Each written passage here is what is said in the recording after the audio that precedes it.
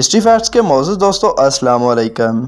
ناظرین گرامی، آج کی ویڈیو میں ہم آپ کو احادیث مبارکہ کی روشنی میں بتائیں گے کہ نبی پاک صلی اللہ علیہ وسلم نے اپنے صحابہ سے رمضان المبارک کے مہینے کے بارے میں کون سی ہدایات فرمائی۔ موضوع کا آغاز کرنے سے پہلے آپ سے گزارش ہے کہ چینل کو سبسکرائب کر لیں جبکہ ویڈیو کو آخر تک ضرور دیکھیں۔ ناظرین گرامی، حضرت سلیمان رضی اللہ تعالیٰ عنہ کہتے ہیں کہ نبی کریم صلی اللہ علیہ وسلم نے شعبان کی آخری تاریخ میں ہم لوگوں سے واعظ فرمایا کہ تمہارے اوپر ایک مہینہ آ رہا ہے جو بہت بڑا مہینہ ہے اور بہت مبارک مہینہ ہے۔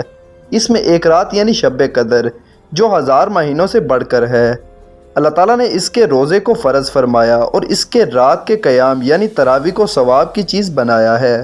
جو شخص اس مہینے میں کسی نیکی کے ساتھ اللہ کا قرب حاصل کرے، ایسا ہے جیسے غیر رمضان میں فرض کو ادا کیا، اور جو شخص اس مہینے میں کسی فرض کو ادا کرے وہ ایسا ہے جیسے غیر رمضان میں 70 فرض ادا کیے۔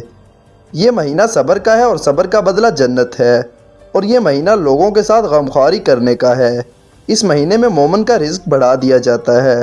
جو شخص کسی روزہ دار کو روزہ افطار کرے اس کے لیے گناہوں کے معاف ہونے اور آگ سے خلاصی کا سبب ہوگا، اور روزہ دار کے ثواب کی مانند اس کو ثواب ہوگا، مگر اس روزہ دار کے ثواب سے کچھ کم نہیں کیا جائے گا۔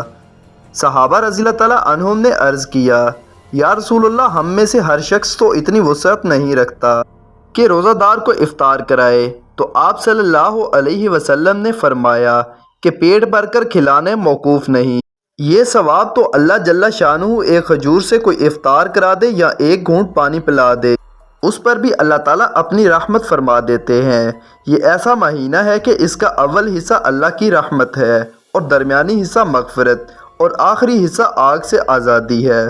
جو شخص اس مہینے میں اپنے غلاموں یا خادموں پر بوجھ کو ہلکا کر دے، اللہ تعالیٰ شانہ اس کی مغفرت فرماتے ہیں اور آگ سے آزادی دیتے ہیں۔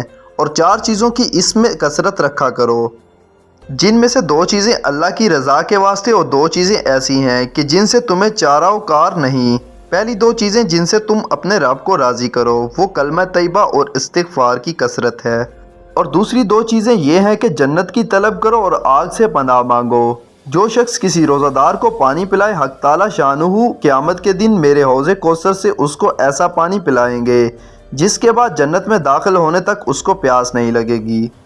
ناظرین گرامی، اس حدیث سے چند امور معلوم ہوتے ہیں۔ اول تو نبی کریم صلی اللہ علیہ وسلم کا اہتمام کہ شعبان کے اخیر تاریخ میں خاص طور پر اس کا واعظ فرمایا اور لوگوں کو ہدایات اور تنبیہ فرمائی تاکہ رمضان المبارک کا ایک لمحہ بھی غفلت سے نہ گزر جائے۔ پھر اس واعظ میں تمام مہینہ کی فضیلت بیان فرمانے کے بعد چند اہم امور کی طرف خاص طور سے متوجہ ہوئے۔ سب سے اول شب قدر کہ وہ حقیقت میں بہت ہی اہم رات ہے، جس کا ہم آئندہ آنے والی ویڈیو میں انشاءاللہ ذکر کریں گے۔ اس کے بعد ارشاد ہے کہ اللہ تعالیٰ نے اس کے روزے کو فرض کیا اور اس کے قیام یعنی تراویح کو سنت قرار دیا۔ اس سے معلوم ہوا کہ تراویح کا ارشاد بھی خود حق سبحانہ و تقدس کی طرف سے ہے۔ پھر جن روایات میں نبی کریم صلی اللہ علیہ وسلم نے اس کو اپنی طرف منسوب فرمایا کہ میں نے اس کو سنت قرار دیا، ان سے مراد تاکید ہے کہ حضور اکرم صلی اللہ علیہ وسلم نے اس کی تاکید بہت فرمائی ہے۔ اسی وجہ سے سب ائمہ اس کے سنت ہونے پر متفق ہیں۔ برہان میں لکھا ہے کہ مسلمانوں میں روافض کے سوا کوئی شخص بھی اس کا منکر نہیں۔ حضرت مولانا شاہ عبد الحق صاحب دہلوی رحمۃ اللہ علیہ نے ما ثبت بالسنہ میں چند فقہا کی کتب سے یہ نقل کیا ہے کہ کسی شہر کے لوگ اگر تراویح چھوڑ دیں تو اس کے چھوڑنے پر امام ان سے مقاتلہ کرے۔ اس جگہ خصوصیت سے ایک بات کا لحاظ رکھنے کی ضرورت ہے، وہ یہ کہ بہت سے لوگوں کا خیال ہوتا ہے کہ جلدی سے کسی مسجد میں 8-10 دن قرآن مجید سن لیں پھر چھوٹی۔ یہ خیال رکھنے کی بات ہے کہ یہ 2 سنتیں الگ الگ ہیں۔ تمام کلام اللہ شریف کا تراویح میں پڑھنا یا سننا یہ مستقل سنت ہے، اور پورے رمضان شریف کی تراویح مستقل سنت ہے۔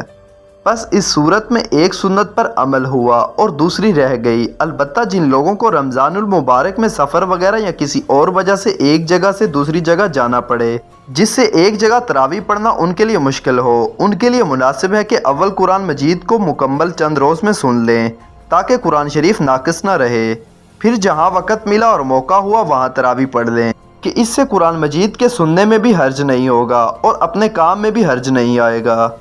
حضور صلی اللہ علیہ وسلم نے روزہ اور تراویح کا ذکر فرمانے کے بعد عام فرض اور نفل عبادات کے اہتمام کی طرف متوجہ فرمایا کہ اس میں ایک نفل کا ثواب دوسرے مہینوں کے فرائض کے برابر ہے اور اس کے ایک فرض کا ثواب دوسرے مہینوں کے 70 فرائض کے برابر ہے۔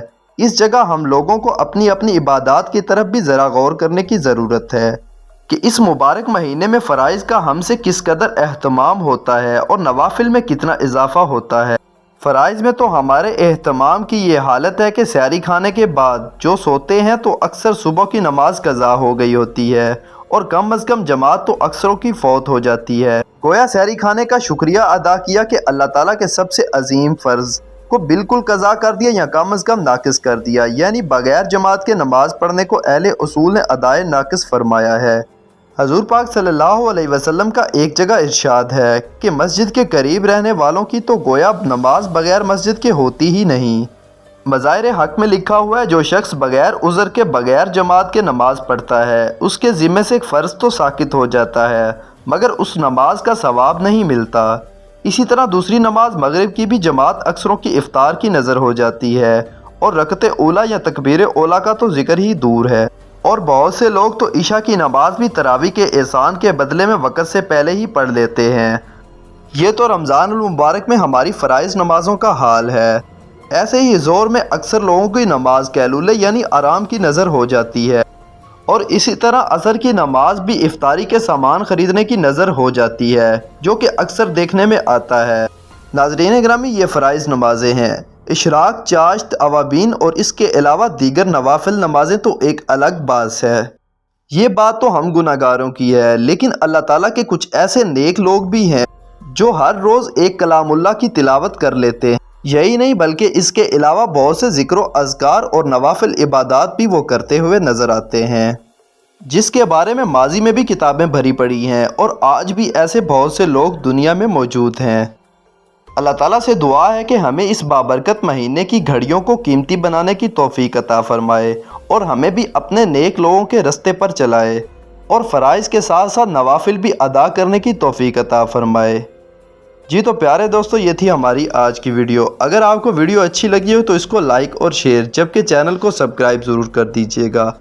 آپ سے جلد ملاقات ہوگی کسی نئی ویڈیو کے ساتھ۔ اللہ حافظ۔ اس کے ساتھ ملیں۔